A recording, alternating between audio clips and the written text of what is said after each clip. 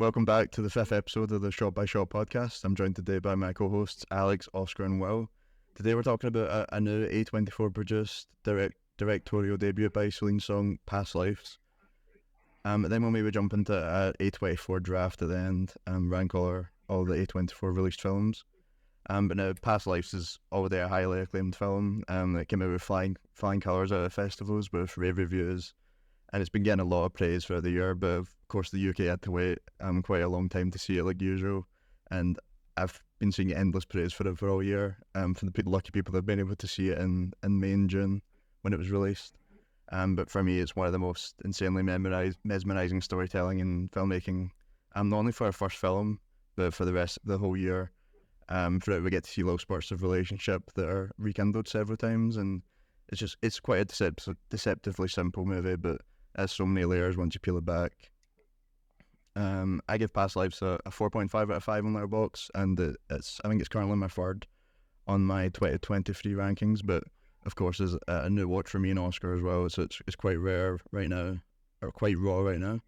But used to have had quite a lot of time to sit with it. So Alex, what did you think of Past Lives?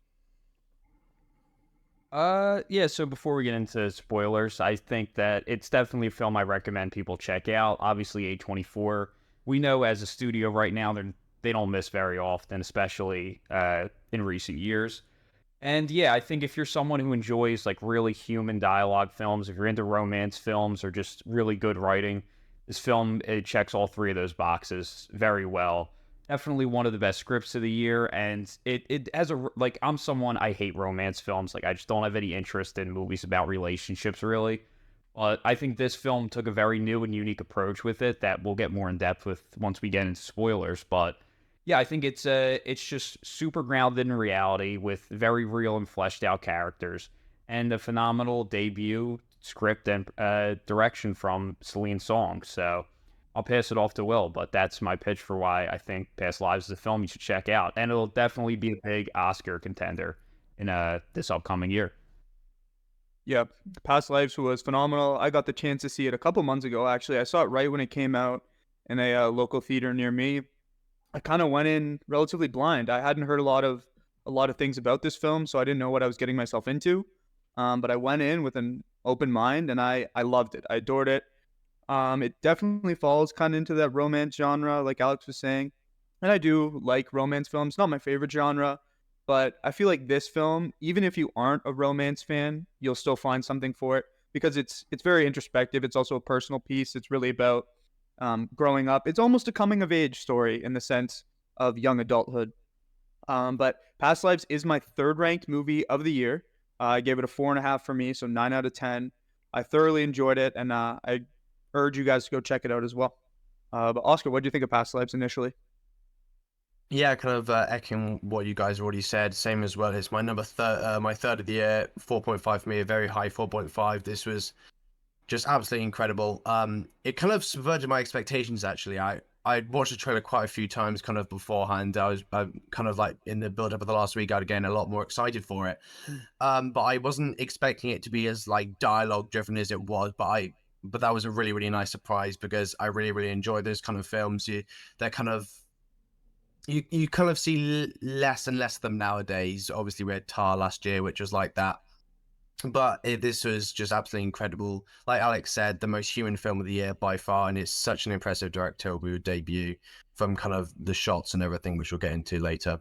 Yeah, it's such an impressive film, and it's so human, like you said. Like we start off with that first scene. I think it's just such a really good start to the film. Kind of interesting how you start off a scene towards kind of that's set towards the end of the film that we see later on, and we're introduced to our three main characters like straight away, sitting across from the bar, and we just hear a couple talking about them, discussing how they might know each other and setting up them very quickly, and it kind of sets up our audience expectations, thinking about that dynamic really early on, how that play out. Are they still in love? Like, how does Nora's husband feel about this whole situation? Like, really sets up that whole situation so well, and shows how well these performances are like in in the film, and we can tell so much like that early on just from hearing that conversation. And so well, I know you have a lot to say about the performances of this cast.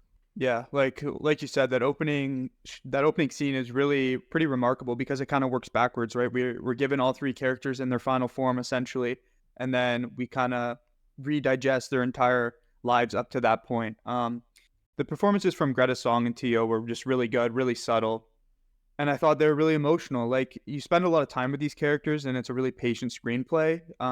Words kind of don't fly around like they do in like a courtroom drama or Social Network or something. Every word is pretty precise. Every sentence is very precise, and it's really somber and intimate. There's kind of this um, lingering feeling of just kind of longing, you could say, or yearning, which I thought was a really powerful theme throughout. And it was definitely reflected in the performances of the main character and the main characters. I thought it was exceptional. And both of these actors should be getting some praise come Oscar time because for me, it was really, really well done for the both of them. Alex, did you have any comments on the performances? Yeah, not much. I think you guys covered most of what makes these performances great. I agree, should definitely be in the Oscar conversation. And yeah, I think this is a film which really leans heavy on the performances. It doesn't really tell its story in like, the cinematography and music and all those kinds of approaches. It really leans heavy on these performances, and these actors had to deliver a lot to carry the weight of all the emotions of the film, and I think they did a phenomenal job in conveying all of that. So I think, yeah, and I would say as dialogue driven as this film is, you do a great job of just with the body language and the really small actions of the film. Unfortunately, I've only gotten to see the film once, and right now it's not playing in any theaters anymore, and it's only available to buy on streaming. So I wasn't able to get a second watch in where I could really break down some of the nuances of the performances. But from what I remember there's a lot of very small, subtle actions that really revealed a lot of what these characters were thinking and what they wanted, and kind of just the conflicted feelings of the characters were done through very subtle actions, which I can't pinpoint right at this moment, but if you take a rewatch the film, I'm sure you can spot tons of these. So, do you have any take on the performances?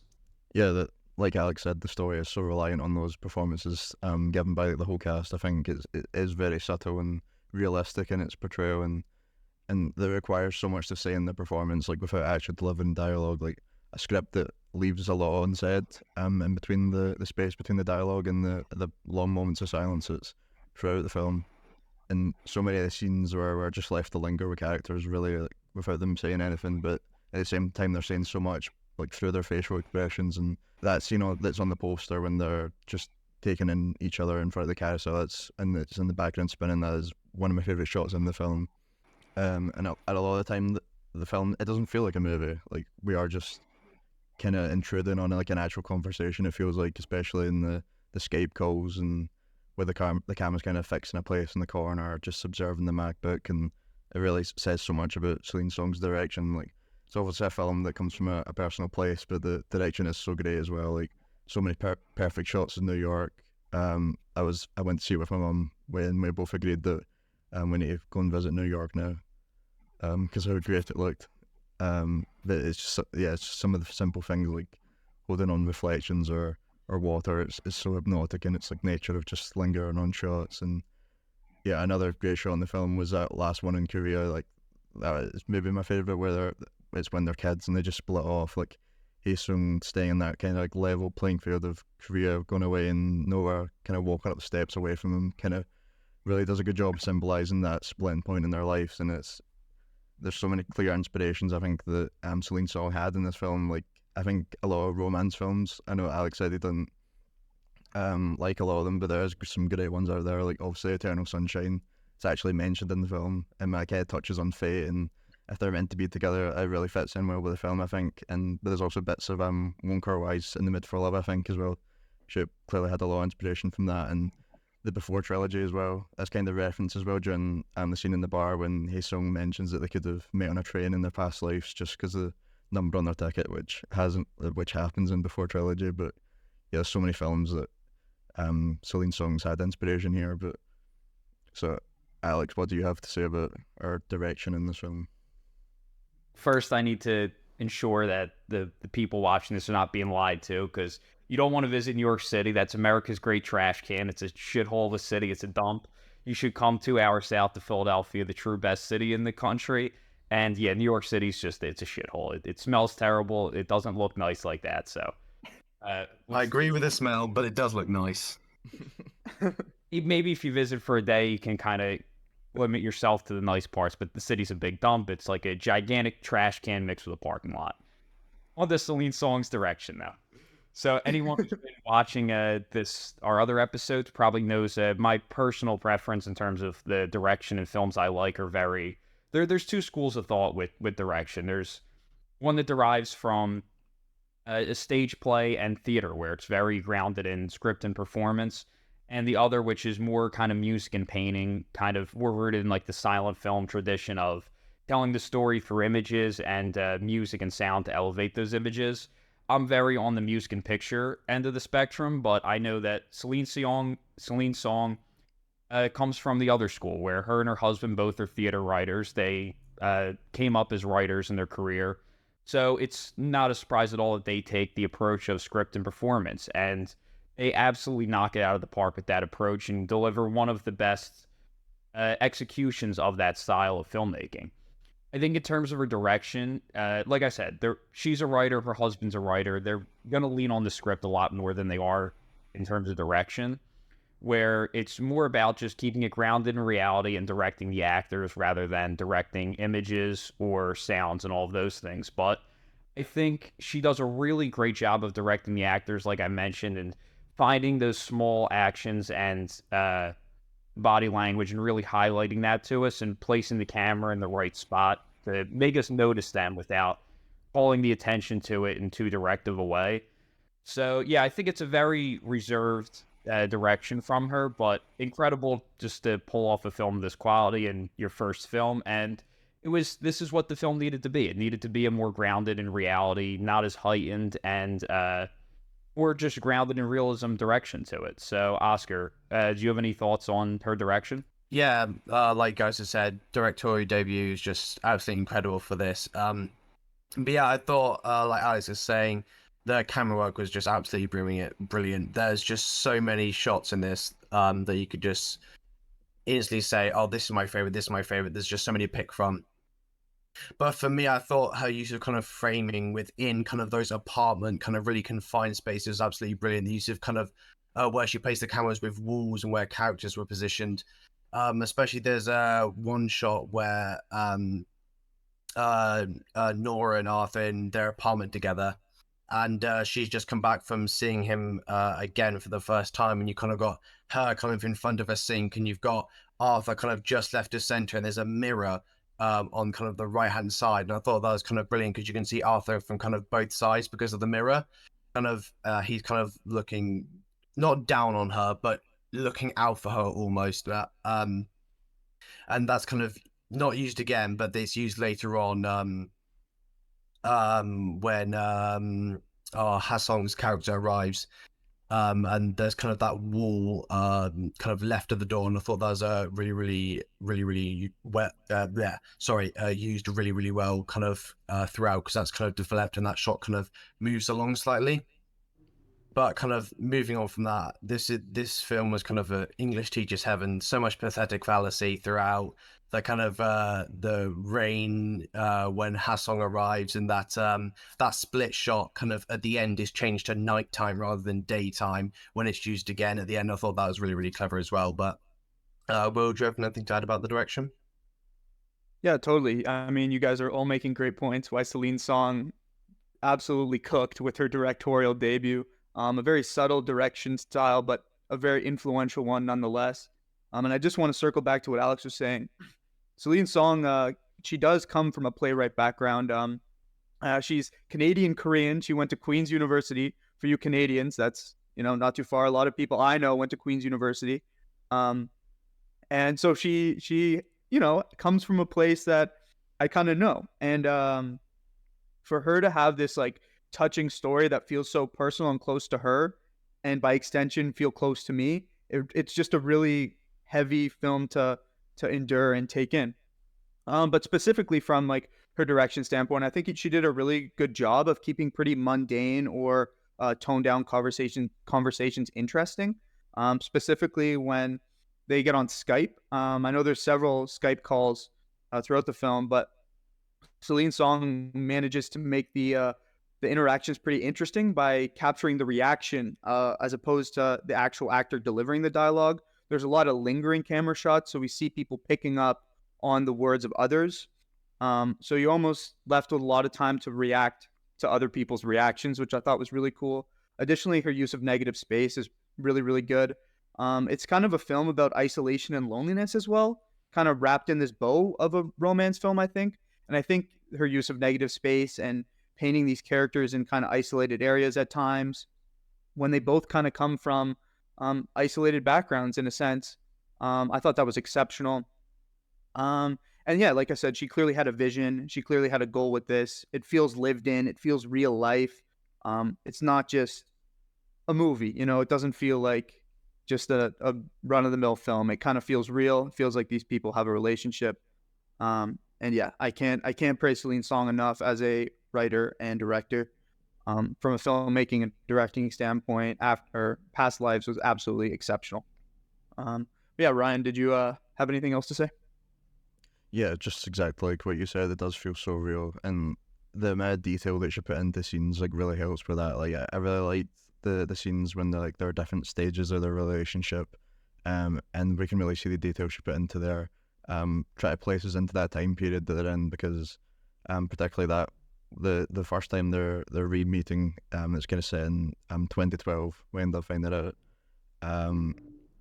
And there's stuff like the old Facebook interface, and them using Skype to talk is both very like nostalgic things from like 2012 era, at least for me. So that really helped putting us into that time. And this stage when they're in their relationship, just talking through Skype, is brought back up later when Nora mentions it, and it saying that it's strange like meeting a person that it's just a face on a screen anymore. And I kind of grew into the theme of a kind of outgrowing a place or a person, I thought.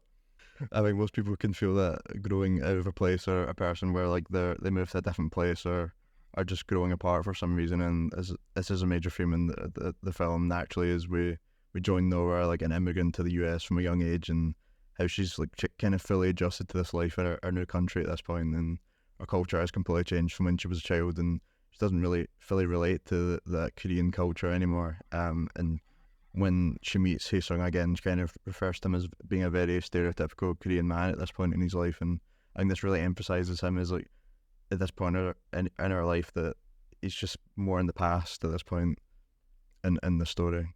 And before the final third again, we see that there's a real splitting point in their lives when they're reconnecting. They could either continue talking, and Noah probably would have went back to Korea, went back to this lifestyle, and started going back into that culture that they lived in Korea, or like they split up and they go on their own separate paths and don't really reconnect again. But yeah, and Hae-sung keeps bringing this up, that she's still the same person by the end of the film, and I don't think this is right. I think Nora is completely detached from that kind of side of her life at this point, and she is ready to move on from it. And yeah, that's just kind of a moment in the film where the emotional depth, that's really the emotional core of the film, and it really pays off. That kind of a what if scenario of like what could have been if just a few different things were different. It's so ambiguous that it connects to anybody, I think, because it's so ambiguous to have an emotional connection like that with anybody. So yeah, Alex, what did you think about the kind of theme in the movie? So yes, I'll be honest. The first half of the movie, I thought it was well done, well written, all of that. But I was kind of thinking like, this is like the movie that is 4.3 on Letterboxd. I wasn't totally sold. I thought it was a good movie. I just wasn't sold on what it was. But by the end, that opinion certainly changed. And I think when we really get into the core of what the movie is, we really see the biggest strength, at least in my opinion, and the part of the film that interests me the most, is this conflict of split identity for Nora between her Korean past and her new American, kind of Canadian/American identity that has become what her life is for so long now. And just kind of this split with what she should say, the uncertainty of how she feels, she identifies as, with kind of the connection she feels between both of these parts of herself, and how both of the two men in her life kind of represent each side of that, and the conflict between them, where as much as she likes, sorry, I'm forgetting the name, Hai Song, he also, as much as she likes him as a person, he represents the past. He represents literally her past life, her life in Korea, and she's not only imagining what her life could have been had they, gotten together and became a couple, but also what her life would be like had she stayed in Korea. And, even though she is an American, she also has these very strong Korean roots that are a part of who she is, which make her different compared to most of the people around her. And he kind of shares this connection to this side of her that all of her American friends and colleagues don't have that same connection with her. And I think the what could have been element is just one of the really interesting parts of this film where, everyone in life has the what could have been. Imagine if, this little detail was different in our lives and we ended up with this person or we ended up in this place. And that really, I think, is the core conflict as much as her deciding between these two guys, as much as, what could have been her life if she had stayed in Korea, and we're going fully into the Korean life path that could have been her life path. But Will, what are your thoughts on, these strong themes of the film? Yeah, I think you guys kind of hit the nail on the head. I think she kind of exists in this space between being Korean and being American or Canadian American. I think she went to University of Columbia in New York, which is why the film is set in New York. So, but I think she is Canadian. Anyway, it kind of she falls into this in between where she's not really American, she's not really Korean, she's Korean American or Canadian Korean, right? And in past, people have kind of said, the States is kind of a melting pot of all cultures, and people need to, melt within to one another. But I think this is a good example of, race doesn't have to be necessarily a melting pot. It can be a mosaic. For Nora, she clearly loves her Korean heritage. She loves her roots, and she feels nostalgic and empowered, emotional when Hae Song comes back and kind of reinvigorates her love for that. But she's still clearly very Americanized or westernized. Her morals and values have clearly shifted. She's grown up on the western side of the world. She's clearly a different person than she once was. So in one sense, she's changed, but in the other sense, she hasn't changed. So I think she's kind of living in these liminal spaces between cultures, which I think is a really interesting theme and a really, really good story that executes on all the emotions and feelings any person would go through this. And you don't even have to be, a minority or someone in a different place. It works with just about everything. Like Alex said, like everyone has a, what if moment. What if I took this job, or what if I pursued this girl, right? So there's always that underlying question of what if. And I thought that was a very powerful theme that they did a really good job of holding on to throughout. You also kind of get this fish out of water, which is kind of nice. When Hae Sung comes to New York, you get this kind of fish out of water theme, which is kind of nice. Additionally, Nora kind of reconnects to her Korean roots, which I thought was nice. She kind of doesn't realize that she's Korean, kind of rediscovering her Korean heritage. So I thought that was really good as well. And then the overall empowering feeling of just yearning and longing for something. Like I thought, although she didn't directly cheat on her significant other, there's clearly this emotional investment she has in Hae Sung, just shown by their conversations. And I thought the way that was formed and portrayed was just so well done. And there's clearly this love that is underlying but cannot be spoken, almost a forsaken love, you could say. But yeah, really exceptional themes, really exceptional filmmaking. I thought it was really powerful, really emotional. I was really thoroughly invested. But yeah, Oscar, did you have any comments on that? Yeah, I did. I just wanted to spark off probably kind of one of my favorite quotes from the film, which is kind of early on, and when she's in Korea as a small girl. I think one of the other classmates asked her, like, why are you moving to America? And she says, a Korean can't win a Nobel Prize. And I think that kind of piece of dialogue sparks kind of Celine Song's really good use of kind of show don't tell, because as you kind of do the first 12-year time jump, when Hae Song is over Skype with her, he asks her, "Oh, what award do you want to win now?" And her answer's changed. It's the Pulitzer, and then it changes 12 years later when they actually meet in person to the Tony. But I just thought each time that he asks that question, she gets less and less certain. about what award she wants to win, and I thought that was just kind of brilliant show don't tell character development throughout. And like Will said, with her Korean heritage, she got that kind of lessons as you go out the film, because obviously others don't really use her Korean name Nayeong by the end of it. But yeah, I thought that was just really strong kind of direction and writing from Celine Song as a whole. Yeah, something I've just kind of thought about. I don't know if it was intentional as part of the film, but well, you mentioned that New York was kind of this like melting pot of like a lot of cultures, and New York always has a strong history of immigration to it.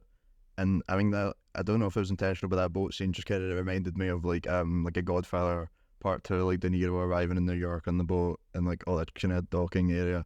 I don't know if that was intentional or just something that I'm stretching with, but Nah, because that's the island next to the Statue of Liberty. Ellis Island is where they all immigrated to when people were going to New York. So yeah, I think it was intentional.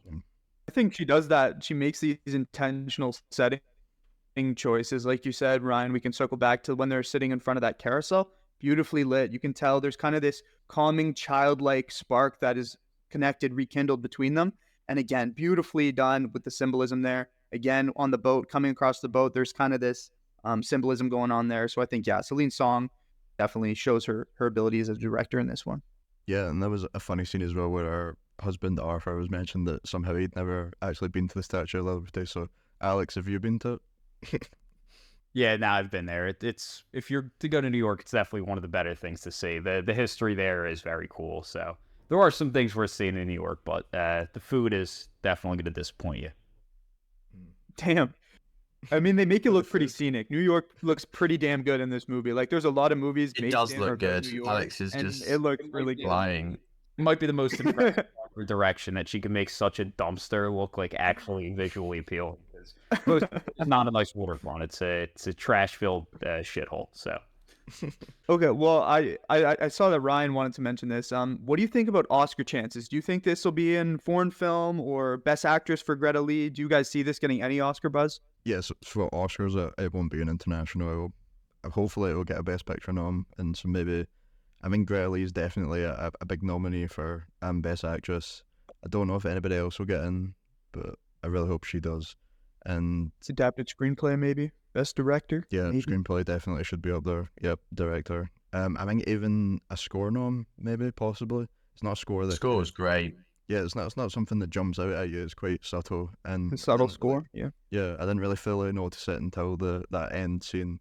But it really hits you, and it's an emotional end with the score. But I really hope that does get a nom. What did you think? Yeah, I think you just about kind of agree. I hope it has the legs. I hope it can stay relevant till March. But Yeah. Yeah. Last year definitely proved that. That was kind of a irregularity. But yeah, I hope it does have the legs to get to award season, because it absolutely deserves it. But A24 does have the history now of continually getting the Best Picture nom, so hopefully it does. yeah, now they got the street cred, right? They won a couple Oscars now. Now the Academy taking A24 a bit more serious, which is good. Yeah, I think All right. it's too early to really talk Oscars, but I think the ones that I think it should be in contention for is absolutely, it's probably a front runner for Best Original Screenplay, as it should be. I think the performance, the two lead performance definitely should be in the discussion for those categories, and those are really the areas that I think are where it is going to compete in the Oscars, but I think it has the legs for sure.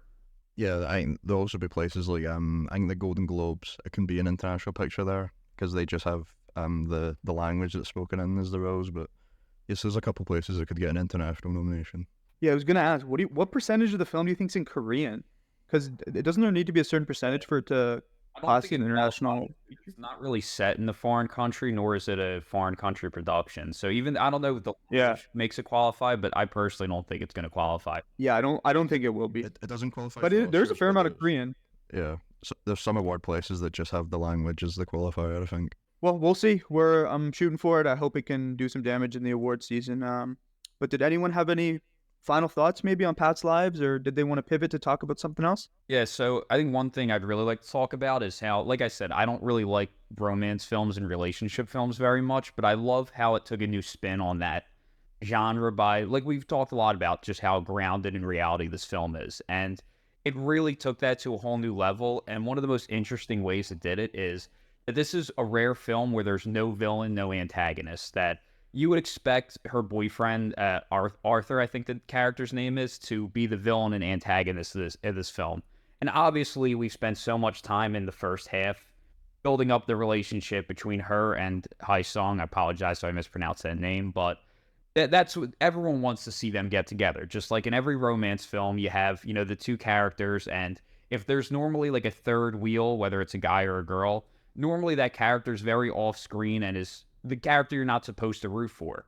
But even though he is that guy who the audience is not rooting for her to end up with, they do such a great job of understanding, this is a person too who he also is in love with the same girl, and it's just an unfortunate situation, but they never treat him as a villain, and he's treated so fairly as a character where even though, and he even says it, he's like, this script, he's like, I'm so the villain of this story. It's like, who would ever root for me in this situation? And they really add the conflict why most films will have an antagonist to create conflict. But I think the fact that he's not an antagonist is what actually really creates much more difficult conflict in this film, because both of these, they're both good options that the audience would, to a degree, like to see her end up with. And they both clearly care about this character. So I just love how it took a unique approach of having absolutely no villains. Everyone is just a human character with human motivations, and there's no good guys and bad guys here. It's just a lot of gray area and just people who happen to want the same thing. So I think that was a really interesting new approach to the romance film that I thought makes it really separate itself from the pack in terms of its approach to storytelling and character. But did anyone else have any wrap-up thoughts? Just a good blend of sadness and comfort for me. Really good comfort watch, I think. And like I said earlier, or we were talking about earlier, but it kind of relates to Up in that sense, like where it's kind of sad comfort, like you might cry a little bit, but it's good. You get the tears out of you. Okay, we're going to go into the draft then before we're done with our phone. Yeah, okay, I think that sums up our thoughts on past lives. You could probably go into an A24 draft, right, gentlemen? Mm-hmm. What was the list again, Alex? What was the order? It's actually the same order. So there was a randomizer. Everyone has video evidence that I did not rig it. But Alex keeps rigging it, man. It gave us the first. It gave us the first same order as the first draft we did. So it's, I believe, me, then Oscar, then Ryan, then Will. Yeah, that's all here. So we have video evidence. I'm not rigging this shit. We just couldn't see the video evidence, but yeah, video evidence doesn't exist. All right, Alex, 101. What's going here? I'm starting off pretty easy pick. I'm starting off with the best A24 film. Team Fuck Panders, because we never pander over here, is taking After Sun. Okay, I'm not gonna pander either. I'm taking Enemy. I don't care what any of you say. Wow. Okay, that is the supreme non-pander pick. You could have got that so much later. You could have got that so much later. Yeah, none of you could have it. I'll let you have that. Okay, I'm gonna go one of their many Best Picture wins. I'll go Moonlight. That's a good pick. Mm-hmm. I don't know. I don't really want to pander. I don't want to do it. I feel like I want to be true to myself. So I'm gonna go Lady Bird. But I get back-to-back picks here. I forgot about that. Nice. So Lady Bird's one that is high up on my rankings, but I'm also gonna go with like a critically acclaimed one as well. I'm gonna go Hereditary, because that is a banger. Nice. I was gonna go back with that to next. you, Ryan. I'll go. Okay, I was gonna go Hereditary. I'll go Eggers, the Lighthouse. I'm just gonna go for my next one because I don't want to pander. I'm going for Paul Schrader's First Reformed. Such a great film. All right, I'm going to take one of my favorite films. Might not get me as many votes. Maybe I'm taking a little early, but I love this film, so I don't care. Give me mid-90s, Jonah Hill's directorial debut. And then we are going to double that up with some good ones on the board, but I'm going to go with the high energy, great gambling, Men. No, I'm kidding. Give me all countries. Okay, for my next pick, I'm going to go for Will's favorite film, The Witch. Another brutal pick. I'm not voting for you this week. I am Enemy and The Witch, two of my hot two of the best A24 films. Okay, I'm gonna go back to Ari Aster. I'm gonna pick Midsommar. There's a better A24 Ari Aster option than Midsummer. I don't know about that. It is not That's his Midsummer. worst film. That's his worst film. No. Wow. Again, I don't co-sign that. Okay, I got 2 in a row here. I'm actually surprised that both these are on the board because both these I really like and they're pretty highly rated. I'm gonna go with Good Time and The Florida Project. 2 very different films again, but I'm liking my draft. You keep stealing my pick, so I was gonna go Florida Project next. So I'll go. I'll take both Best Picture winners. If you aren't gonna take them, I'll go Everything Everywhere All at Once. It really fell. I'm surprised it fell this far. Yeah. Yeah, that fell really far. Right. Next pick. Tough one. I kind of want to pander a bit, but I don't want to. Next pick, I'm going to go for the Joaquin Phoenix starring Come On, Come On. Such a good A24 film. There was a better Joaquin Phoenix film you could have took. Yeah, you said Joaquin Phoenix and you scared me, but you didn't take it. So give me Beau is Afraid. Come on, come on, Spender the Beau's Wow. Afraid. No. And I'm going to double that up. There's some good ones on the board, but yeah, I got to take it. It's the best one on the board. Give me Minari. Oh no! Good. I could see Damn. that in the That was background. Oh, I was getting nervous. There's this is was my tough. My sleeper last pick. pick. Oh, I don't know what to go for. Could go for the film we just talked about. Or could I go for something underrated? Screw it. I'm going for the Andrew Garfield starring Under the Silver Lake. Very underrated. Great Bring film. that with my next one. So Such a good film. Okay. Screw yous. I'm winning this draft. I'm just gonna pick the most panda pick here. Ex Machina. nah. To be fair, that I have that pretty high up, so I don't even consider that much of a panda pick. I considered taking it. Yeah, I considered taking it earlier. I am so mad. You don't understand. I was like, Minari's going to be my last pick. None of these fools have it on their radar. What an underrated film. So I guess Alex foils my plans.